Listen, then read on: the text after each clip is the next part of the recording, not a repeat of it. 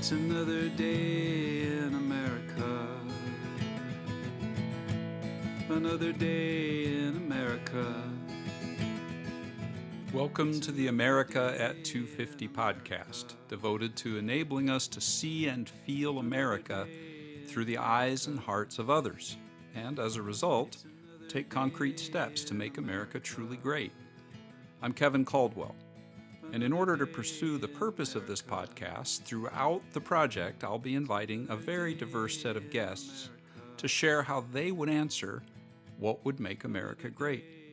It only seems fitting during this year in which America turns 250. Unanswered questions, 250 years and counting, we're still waiting in America. Well, welcome to this second episode of America at 250. As I mentioned at the end of the introductory episode, in this first real interview, I'm going to be speaking with Joey Williams, who is president of the Coalition of the Tribes of California. And we're going to be talking about the experience of being in America for Joey and his people, trying to see and feel what it's like to be in America from within their eyes and hearts, and to gain the sort of compassion and empathy that might enable us to understand more fully what it will take to make America great. For this particular episode, we met in Joey's home in the Los Angeles area, and you may pick up some of the background noise from that. But I've done my best to make it as clear as possible, and I hope you enjoy the conversation as you join Joey Williams and myself. Well, hello, everybody, and welcome to the America at 250 podcast. I'm here with Joey Williams. We're going to be talking about some of the answers to questions about what would make America great. Not again, but maybe for the first time. And Joey, thanks for being with me today. We're here in the Los Angeles area, but as I understand it, you're from Bakersfield. Yeah, I was born and raised in East Bakersfield. My ancestors hail from the Sand Canyon area in Tehachapi, where they're buried there in time immemorial. Wow. And you spoke of your ancestors, so tell us your people. Who are your people? And Yeah, Harage Name Nuwa Nagin Joey Williams. I'm a member of the Kern Valley Indian community. We're made up of Kawaiisu, Tabatalabo, and Paiute people. I'm from the village originally of Tehachapi, is where my ancestors come from, and I'm on tribal council as the vice chairman. Right, so you're vice chairman of the tribal council. Yes. And then you've got another role as well. You're president of a coalition. Yeah, we pulled together a coalition of tribes that are organizing still for federal and state recognition and for cultural resources, rights, and sovereignty and self-determination. Right. And ultimate liberation. Yeah, thank you. Mm-hmm. Okay, and some of the things we want to get into will be exactly some of those things, because I think you're already giving us some headlines about what it is that might make America great again, including original inhabitants of what we call America. Yeah, we were here way before there was America. Exactly, and we're gonna go back in time, but I want to actually start off with current time. Mm-hmm. It just so happens that as we're recording this, we are about 5 days past a big event, at least big for some people, called Rededicate 250, Rededicating America to, according to the website of that event, rededicating America to the faith that inspired our founding fathers. Mm-hmm. And so I want to talk about that a little bit, but I'd love to hear as we begin, and we'll get more into what you're currently doing and some of those things as we go. But I'd love to hear, just from your perspective as a leader of your people and community, how does an event like Rededicate America, how does that come across? What are your impressions of that? Yeah, well, when you think about rededicate, us as Native people and as indigenous sovereign peoples here on Turtle Island, as we call North America, we don't need to rededicate anything because we've always been here and we'll continue to be here as we've been for time immemorial. But when I think about the 250, whatever they're going to call it, a celebration, a rededication, I see it as a doubling down on settler colonialism. I don't see the United States as necessarily as a country, but it's a government that's set up on tribal lands, and a government that was founded on genocide, theft of lands, and the institution of the worst forms of slavery known on the planet, chattel slavery, which we're still feeling the impacts today. Yeah. To the failure of Reconstruction. Yeah. Yes. Thank you. And those are all going to be issues we'll be covering not only in our discussions together, but throughout the America at 250 podcast. I'm various guests. We're going to be looking at a lot of these different issues. I love how you just sort of laid out the whole picture right there, Joey. Thank you for that.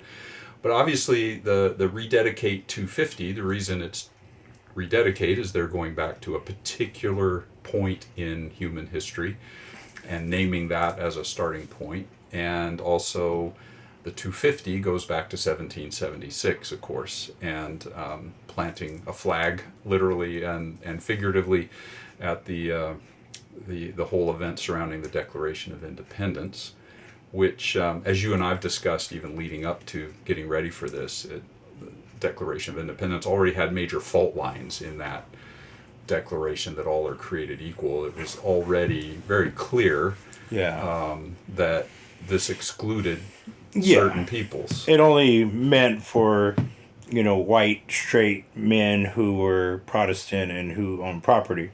Yeah. And at that time, property was people. So, yes. Yeah. So. Right. So the fault lines of how the Declaration of Independence goes on and the Constitution goes on to talk about women and enslaved people, and of course the nations that were here before the birth of that quote unquote nation, all there.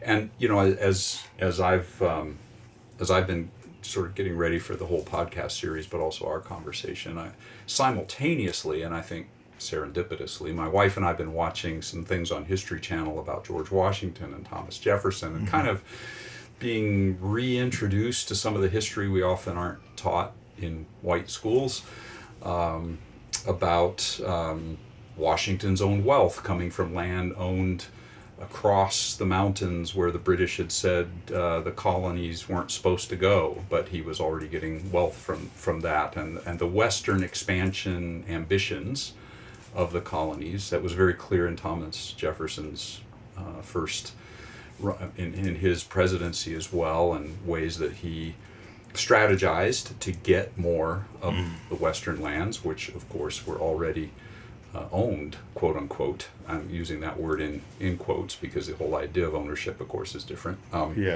But didn't belong to the government of the United States, but had ambitions to take all of that. So all of that is already, it's embedded, and of course the colonies are already on land previously owned. Well, if I could address the first concept around like land, as I mentioned, my ancestors are all buried. That's how we assert our claim over land, is that you can't have land back unless your ancestors have been buried there for time immemorial. Right? So as far back as we measure time. So in the villages of Tehachapi, my ancestors have been there and they're buried in the earth. But not only are they're not owners of the land, but they're caretakers of the land. And, we don't think of ourselves as being apart from the land, that we're in a relationship.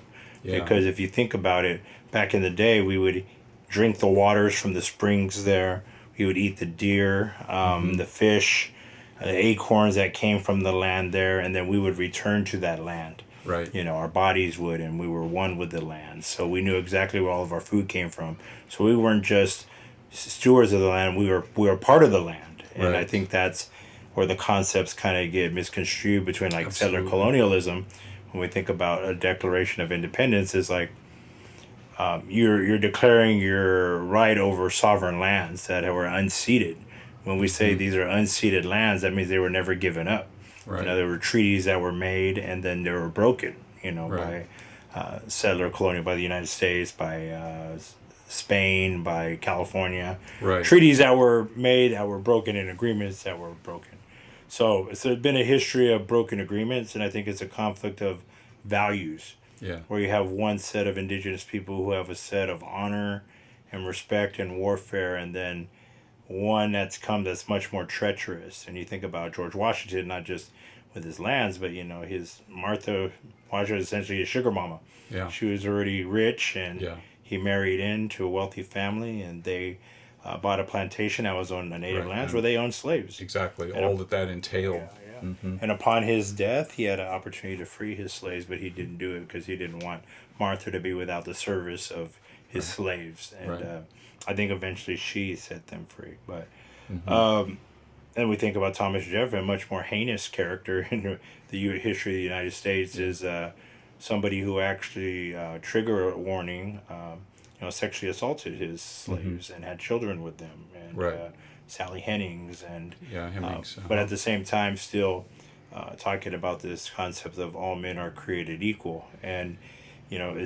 is celebrated as a hero or a founding father when. Yes. Today, he would probably be on the Epstein files in the list, and then we see what's happened with Cesar Chavez, and he's buried on my Yes. my So land this exactly is Mhm. erased in a Right. matter of days. Schools renamed, statues Yeah. torn down, but we still have these schools named after Thomas Jefferson, Yeah. George Washington, and Yeah.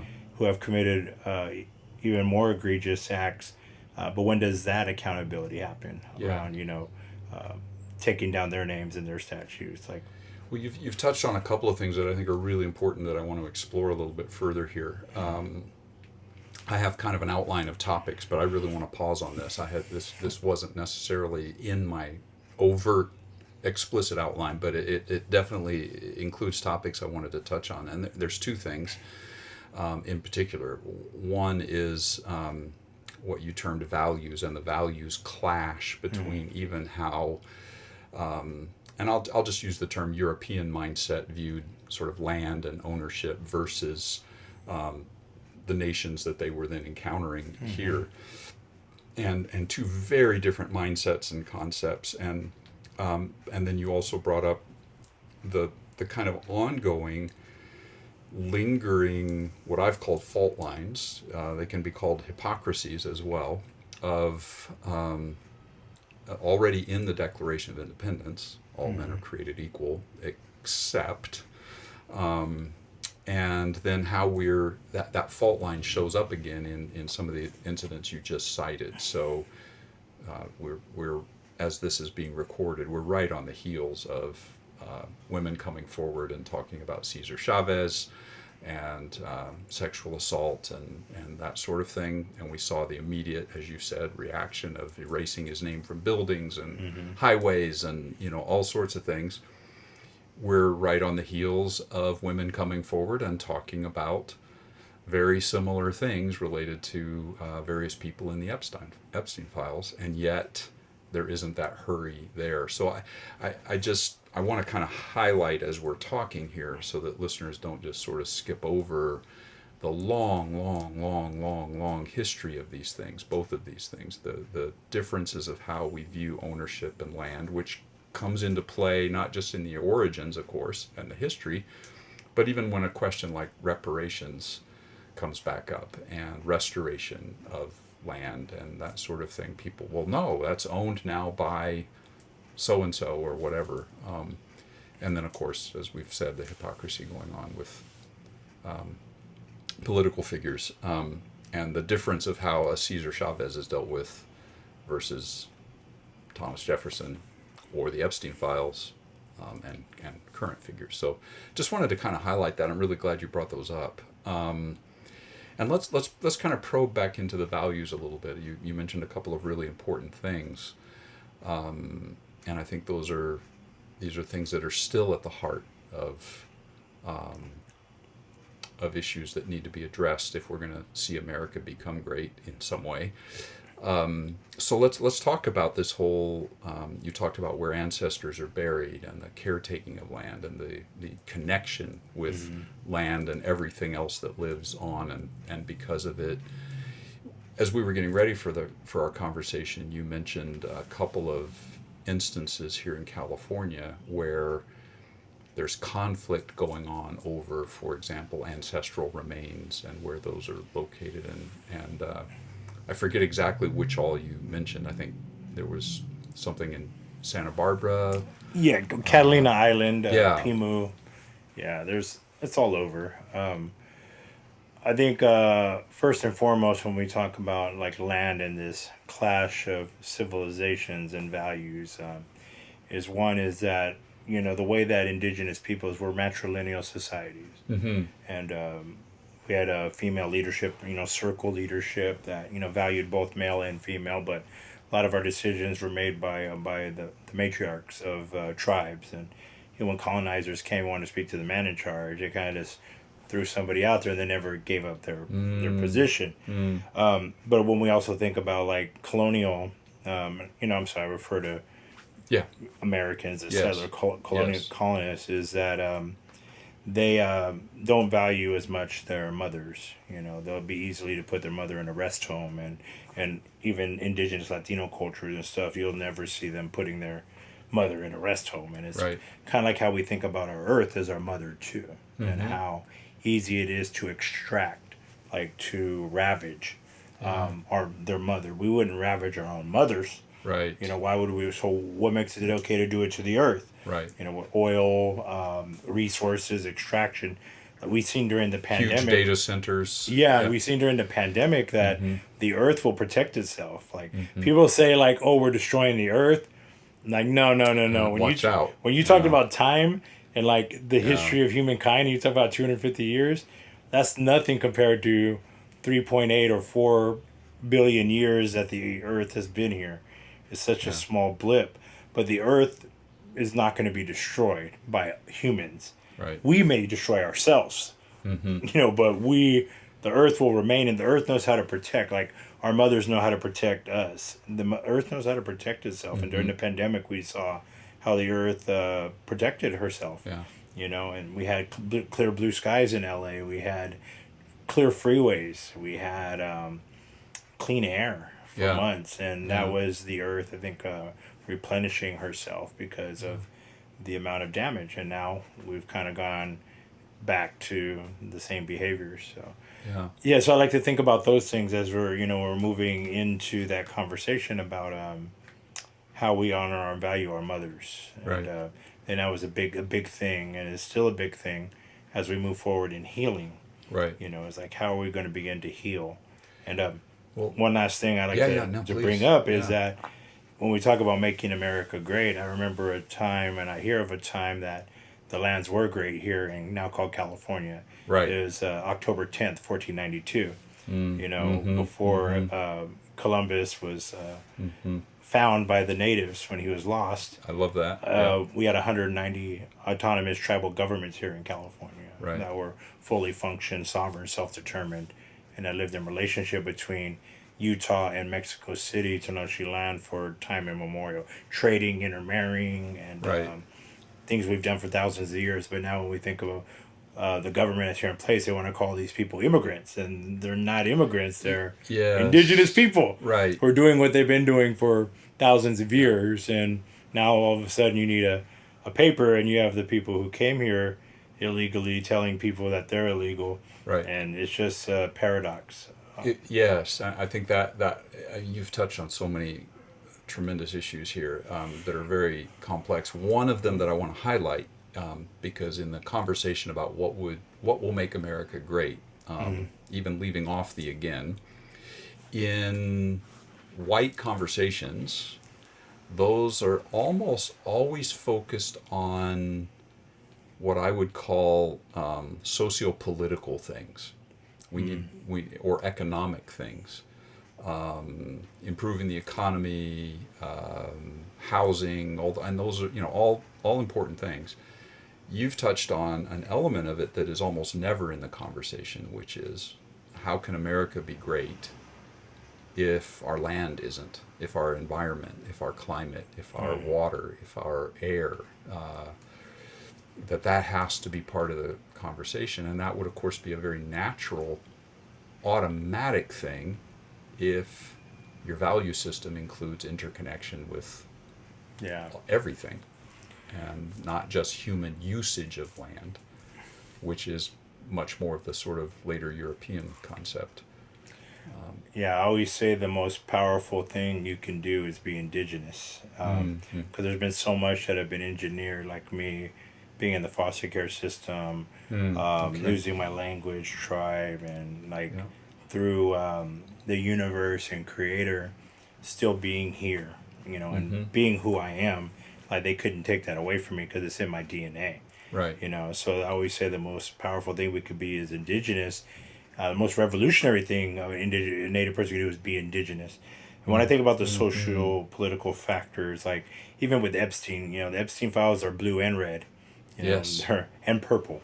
They're not Yes. one party. It's a Yes. series of like Jefferson and all these folks of, even like people like Hugh Hefner, people who Woody Allen that were never held accountable, Mm-hmm. as you would say, somebody like Bill Cosby or R. Kelly or P Diddy, and the Yeah. folks that we see now like Cesar Chavez, a different scale of accountability, Yeah. right?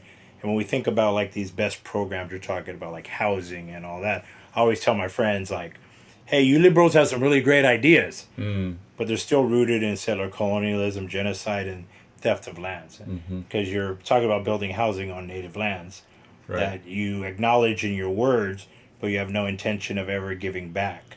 And so I think that's the point of contention, like with some of even our liberal allies, is like, yeah, you got some really great plans, but Yeah. they still are rooted in the settler colonialism and the continued genocide and erasure of native peoples. Mm-hmm. So how do we get back to that? And to be honest, I've had a lot more.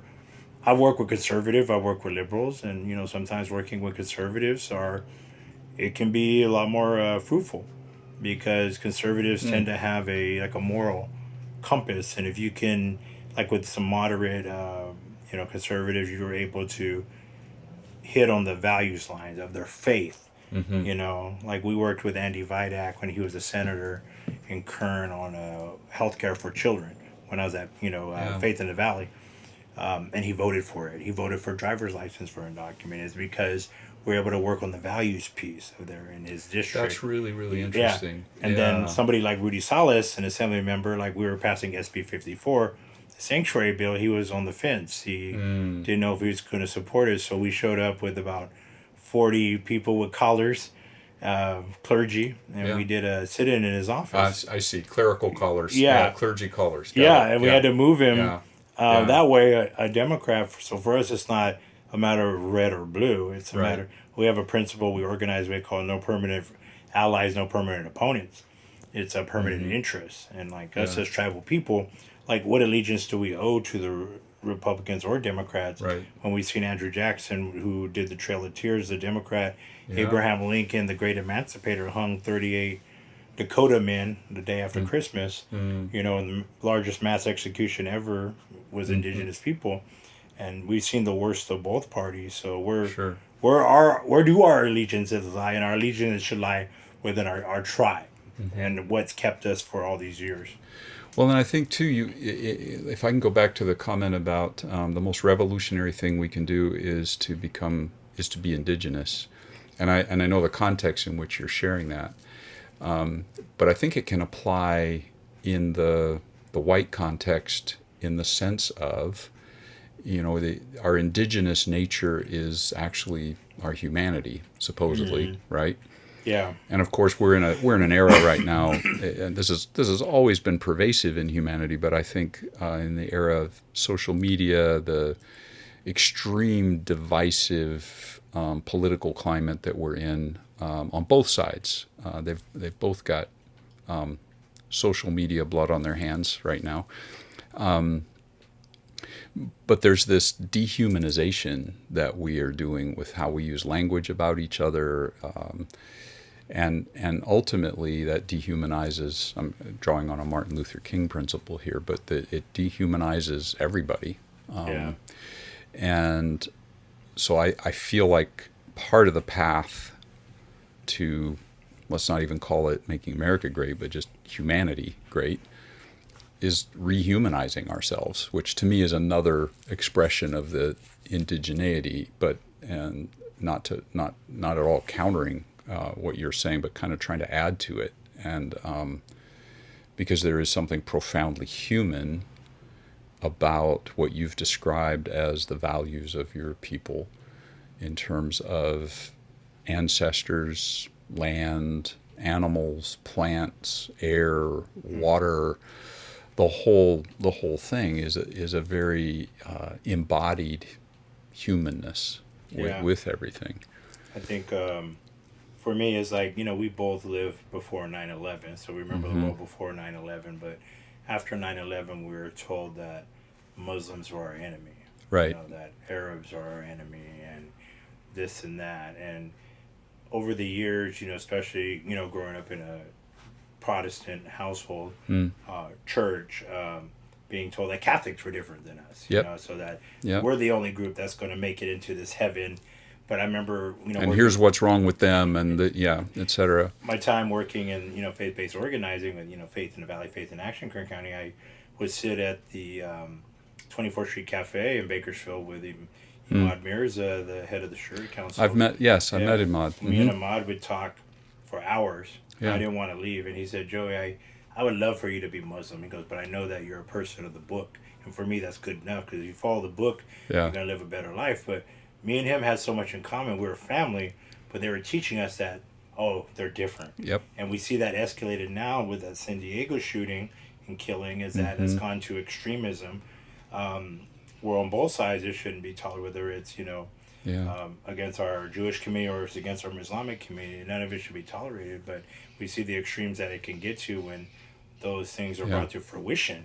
Yeah. And just also want to highlight the fact that during the potato famine, I believe it was the Cherokee folks who sent money and potatoes to Ireland when they were in the midst of it. And it wasn't necessarily a natural famine. I think it was a government that's right. imposed, There was all sorts of genocide. issues there. Yeah. That's right. Yep. But years later, the famine Irish, as a means of genocide. recognizing that what the Cherokees had contributed to them, gave them resources and funding to the tribe because they were thankful for that. Even though some of these same Irish folks migrated down to Mexico and fought in the the Mexican Revolution as a San Patricios, and they're indigenous peoples from Ireland, but of having similar values, right? And understood. Yes, of having an honor in a system. And you'll see the same Irish people today who stand against settler colonialism in Palestine and, who have taken a bold stand, when it's been on the global stage, at times unpopular to stand with Palestine or any folks that are fighting for sovereignty and against white settler colonialism. Right. Yeah. Thank you. I think these are all really important aspects of the whole what would make America great. And for me, that's still a future question. I don't add the again because that presumes, there was this time when America was great, so let's do it again. And of course, everybody has their preferred, everybody who believes in we can make America great again has their preferred or assumed idea of what period of time in our history was that. Yeah, making America great is not a it's not a call into a collective lovely vision. It's a dog whistle for, maybe not so much a dog whistle, more explicit about the fact that it'll be great for those same people I talked about, white males, who own property, who are Protestant, who are straight, as opposed, and it's going to be a nightmare. Like the fulfillment of the American dream is a nightmare for people who are indigenous, who were stolen from their lands and brought here for chattel slavery. It's a nightmare for them folks, or the Chinese folks who built the railroads, or the Japanese who were interned during World War II. It's a nightmare. Women, people of any sort of difference in gender, sexuality, identity. So Great America is a nightmare for those who build the Great America. Yeah, and I think that's really an important thing. Is so one of if quote unquote America is going to be great in quotes, then redefining what greatness means, and I think expanding our understanding of humanity. And if in the agenda of the Rededicate 250 people we want to go back to the Declaration of Independence, then and I actually love the ideals that are there. All are created equal, endowed with certain unalienable rights, which means you're not able to make those rights alien to them. They are actually part of who they are. They're indigenous rights, we could say. Yeah. Not rights of the indigenous. They are rights indigenous to us. Yeah. And that Then, itself was, as the land and everything yeah, else was stolen from I know. the six, Yeah. originally called the civilized tribes. Ben Franklin had With stolen those ideas that from, whole Iroquois Confederation. had stolen democracy and that idea from the Iroquois Confederation. And, Right. so even the government itself has stolen ideas and from indigenous That's people right. along with the land. And Yeah, which I know was labor. eventually there is a documentation kind of publicly or not publicly officially affirming the dependence of our model of governance on the Iroquois Confederation. Is that the right term? Yeah. Their federation or anyway, but it's kind of buried away somewhere. Like I was never taught that in American history, Well, one other thing I want to share real quick is that most things that people have taken credit for were actually indigenous ideas. So, like Alcoholics and Narcotics Anonymous, the idea of the circle, and is an indigenous practice that they took from indigenous people. A lot of the principles and steps that they are already native practices that were taken. Not to say they do work, but they were actually taken from the native framework. You look at all the freeways here. And like Los Angeles, the 101 freeway going from downtown LA up to the coast in Santa Barbara. That was an ancient Chumash Gabrielino roadway, walkway, runway that they just put concrete over. And now they call it a great innovation. And the food and the water sources, most native people live by the food and water sources. So that's where settlers came and created their towns on top of them because there was already a place. So there was no innovation. It was kind of just things that already had been invented that they just came and took over, violently and pushed the native people out, away from their food sources, away from. So now they have to buy into this new economy that's not centered on an indigenous practice of economics, right?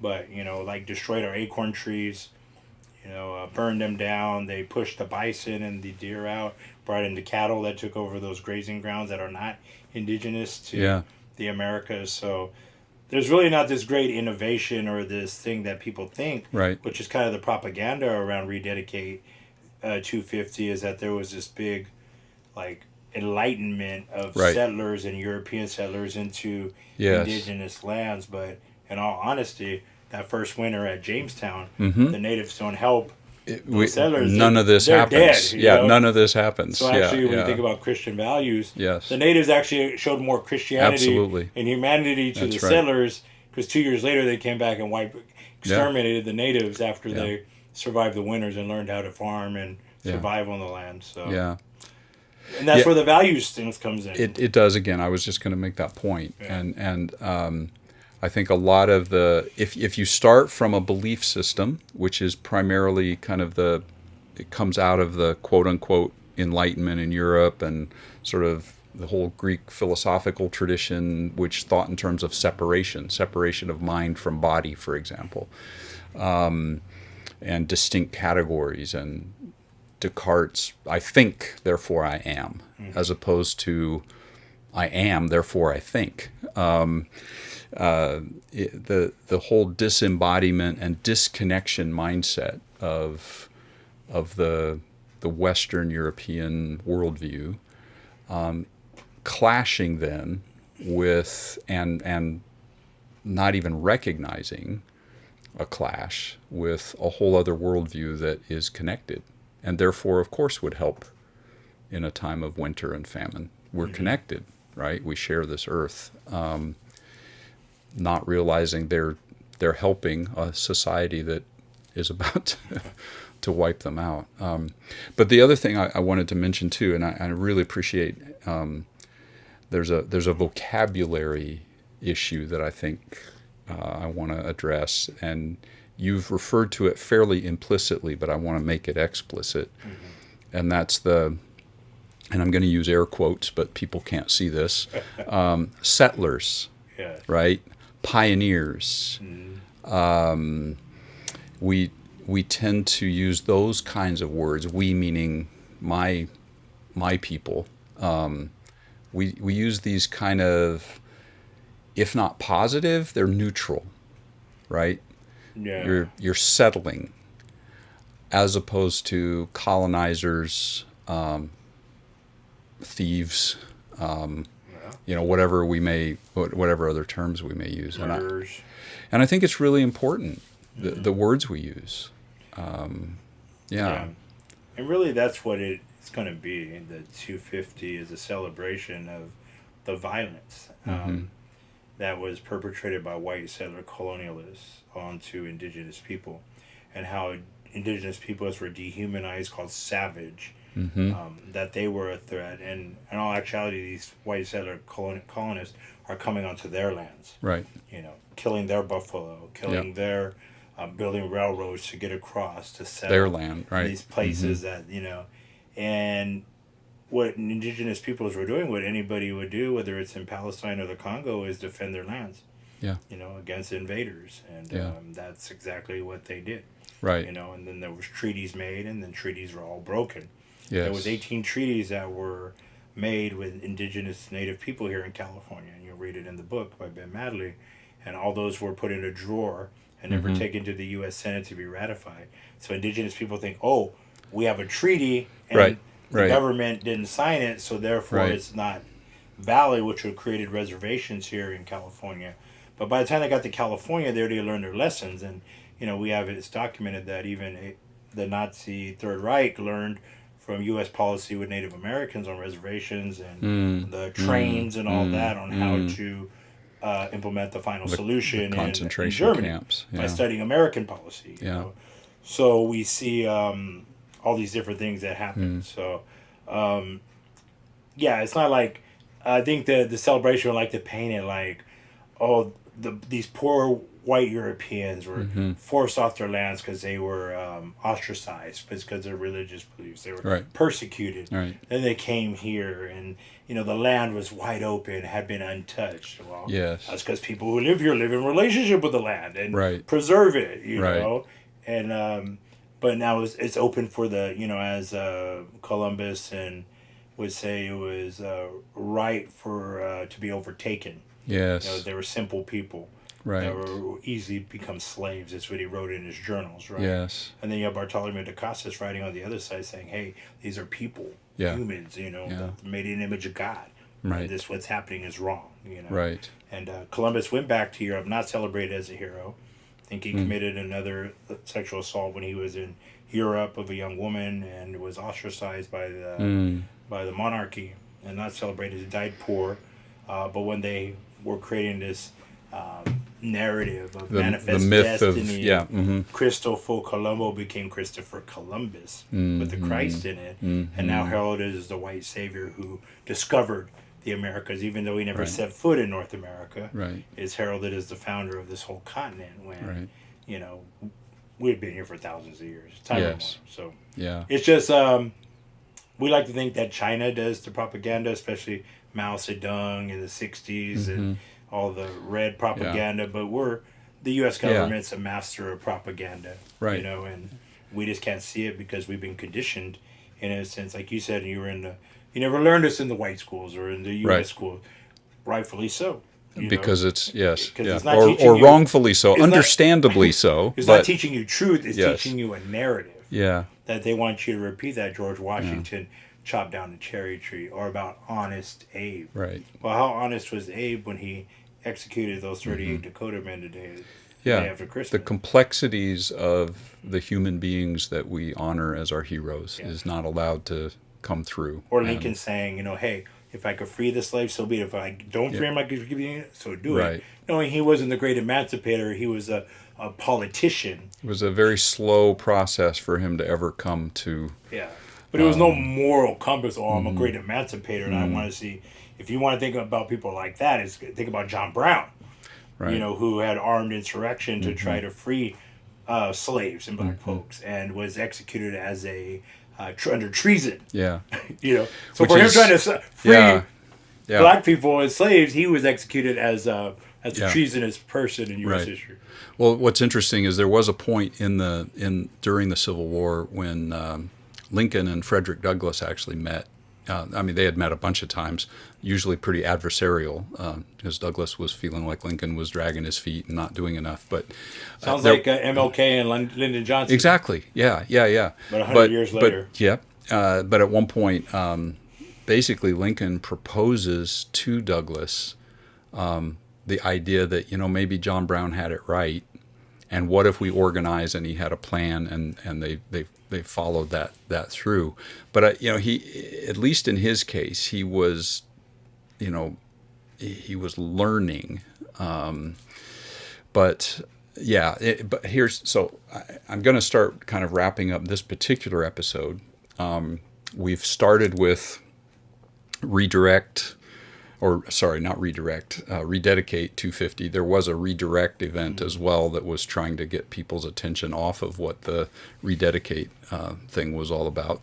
But we've started there kind of in current times. We've gone back the 250 years that they wanted to go back to, right, in that event, and to 1776. We've acknowledged that there was a lot of history before that, and you've also started to bring up some of that, right, with Columbus and all those kinds of things.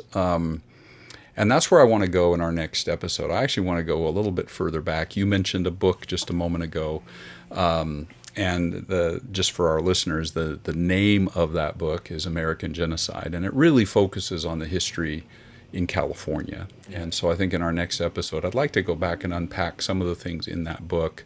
It's careful to try to define the term genocide. It talks about all sorts of implications of it. It's primarily focused on the nations that were already here in California, but it touches on the experience of the Chinese and of African Americans who ended up here and that sort of thing. The roles of the Spanish missions, government, all sorts of things. So I want to unpack that. I want to explore that because I think it's impossible to just go back to 1776. We've got to go back further if we're going to ask these questions. And then we'll actually turn the corner and look to the future. So what needs to happen in the face of all this? We have a lot of talk about the Armenian genocide, the Holocaust, which included Roma, LGBTQ folks inside of Germany and Eastern Europe and Europe as well. Yeah. But one Holocaust we never talk about is the Native American Holocaust. Right. Where hundreds of thousands of Native Americans were killed.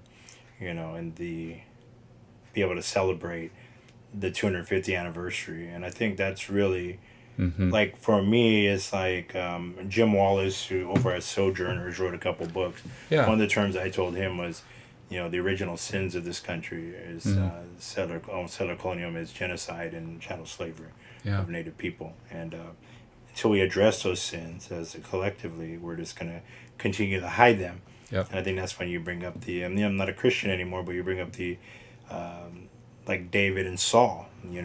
Saul didn't acknowledge his sins, but David did and repented, even though it cost a price. We'll have to pay a price for the sins of this 250 where it goes forward.